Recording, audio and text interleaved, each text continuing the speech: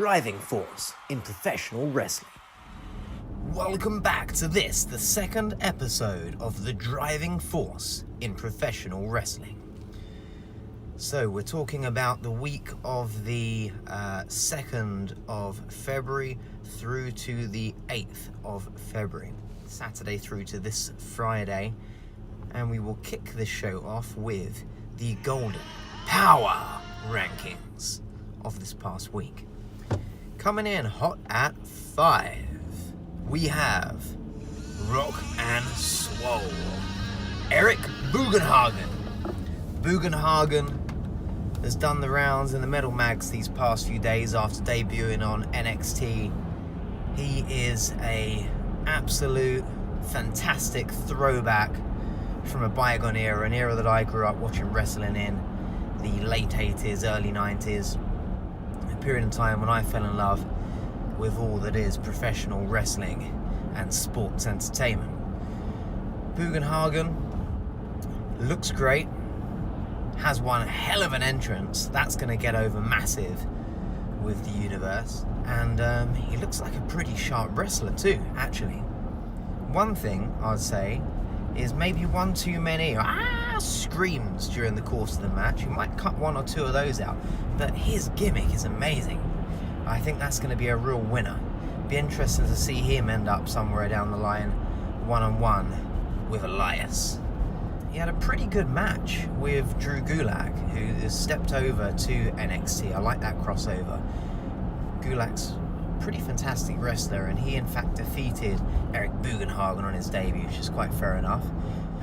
Tapped him out, which nicely set us up for the transition into number 4, Matt Riddle, this week.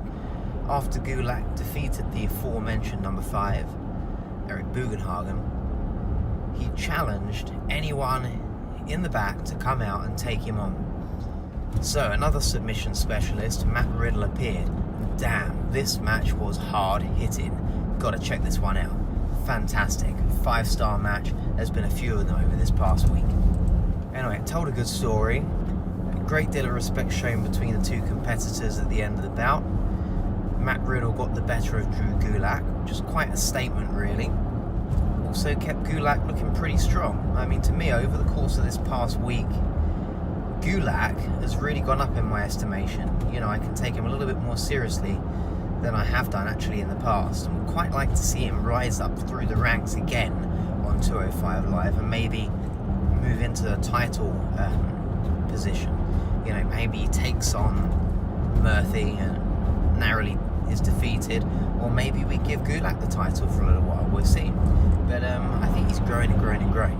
Moving on, number 3 in the power rankings, FTR, Forever the Revival.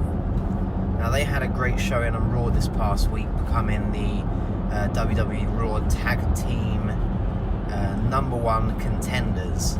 So they will now go on again to take on Rude and Gable in what's bound to be an absolutely delightful match, potentially at the upcoming Elimination Chamber pay-per-view. That's one to look forward to. But their 4 corners tag team contendership match this week on Raw was very, very good. And also they spent a little chunk of time over this past week educating all of us in the universe and the Golden Kingdom as to the aged rules to be upheld in tag team wrestling, which has been very good. So, you know, we come out of this week not only well entertained, but a little bit less ignorant as well. Say yeah!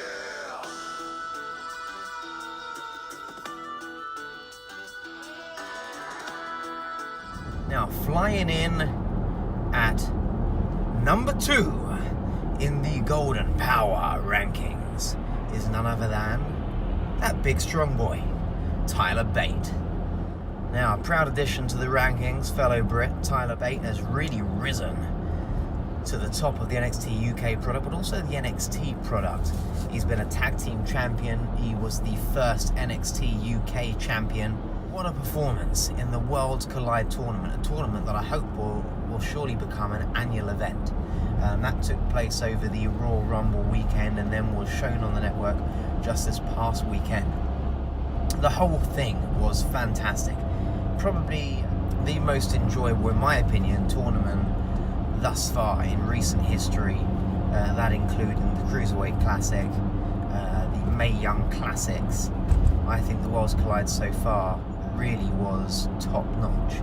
It continued to introduce us to certain characters that not all of us may be all that aware of, and certainly further pushed forward an appreciation for those superstars that maybe we knew a little bit about. I mean, for example, over the last month, we've had a meteoric rise actually of Jordan Devlin, evidently a big talent. But when he had a fantastic outing against Finn Balor at the NXT UK takeover in Blackpool, it certainly furthered my opinion of him.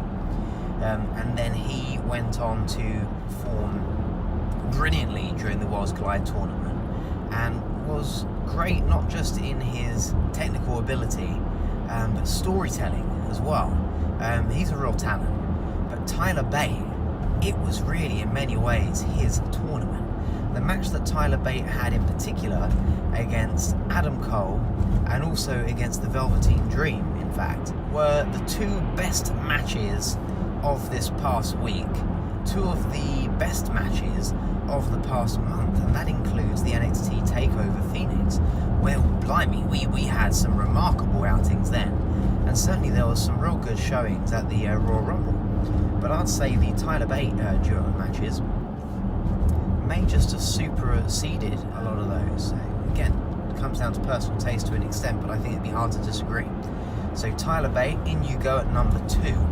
Now, standing tall at number 1, the Dream, Velveteen Dream. He, as we well understand and appreciate, is a huge star already.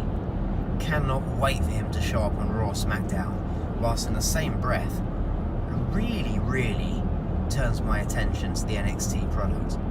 Thoroughly enjoy the Velveteen Dream. Arguably one of my favourites in the modern era, up there with the likes of AJ Styles, Adam Cole and Roman Reigns. Well, quite frankly, spoiler alert, Worlds Collide tournament. If you've not seen it yet, get on it, it's amazing. Velveteen Dream wins the thing.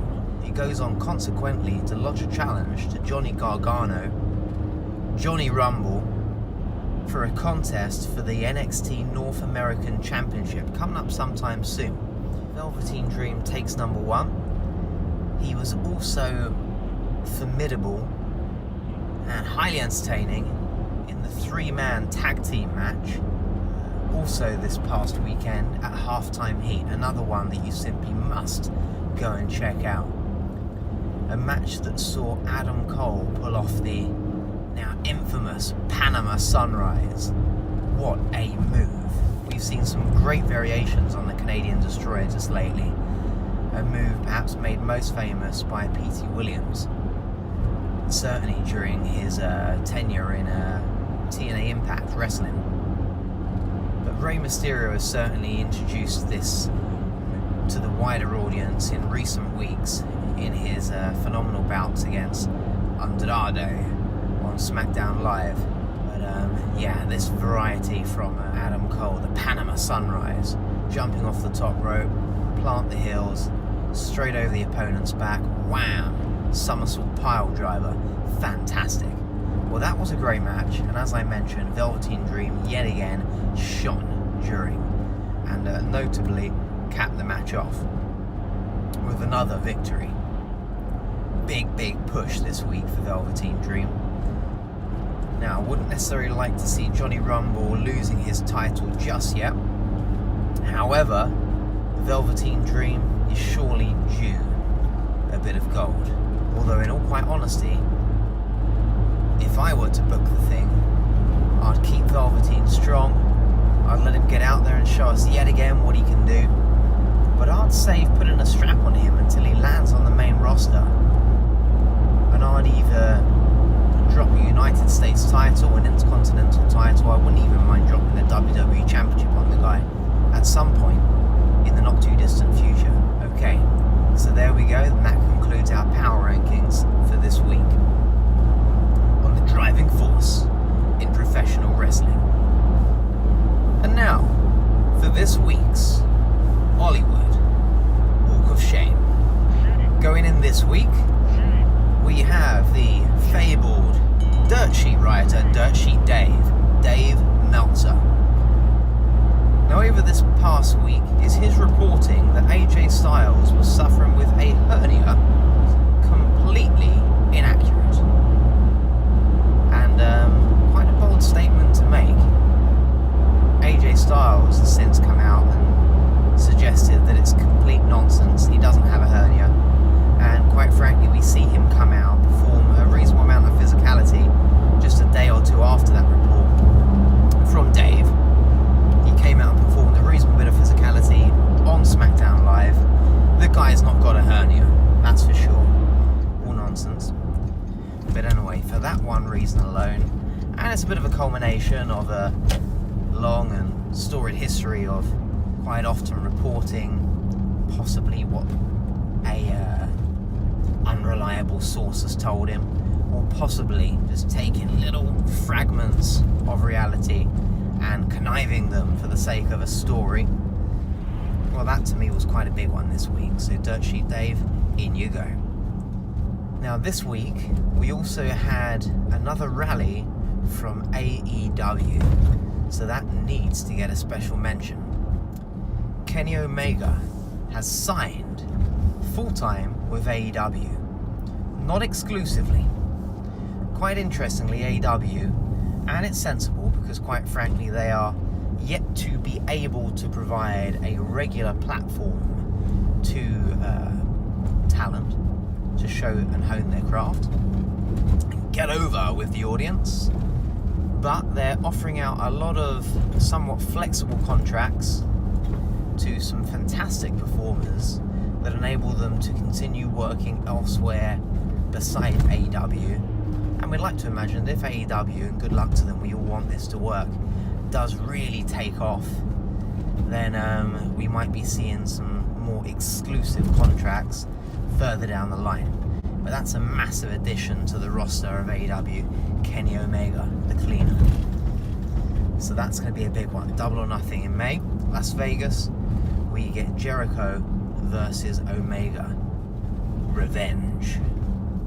Well, that concludes this week's episode of the Driving Force in Professional Wrestling. Hope you enjoyed it, and may your palm be lined with gold.